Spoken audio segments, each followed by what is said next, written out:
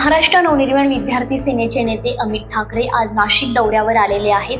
सकाळी 9 वाजता त्यांचं नाशिकमध्ये आगमन झालं। यावेळी त्यांनी उत्तम नगरमधील वावरे महाविद्यालयाच्या विद्यार्थ्यांसोबत संवादही साधला। अमित ठाकरे महाविद्यालयीन विद्यार्थ्यांसोबत संवाद साधत असताना विद्यार्थिनींनी महाविद्यालयाबाहेर उभे असलेल्या टवाळखोर त्रास देत असल्याची तक्रार मांडली। तसेच या टवाळखोरांवर कठोर कारवाई करावी अशी मागणी देखील यावेळी महाविद्यालयीन विद्यार्थ्यांनी केली।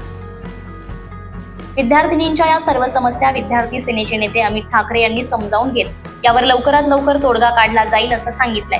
यावेळी महाविद्यालयाबाहेर विद्यार्थी सेनेच्या युनिटचे उद्घाटनही अमित ठाकरे यांच्या हस्ते करण्यात आलंय। एकूणच अमित ठाकरे आज शहरातील नामांकित विद्यालयांच्या विद्यार्थ्यांसोबत संवाद साधणार आहेत।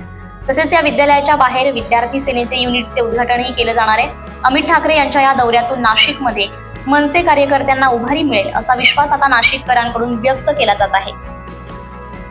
9 news Maharashtra bureau report, Nashik.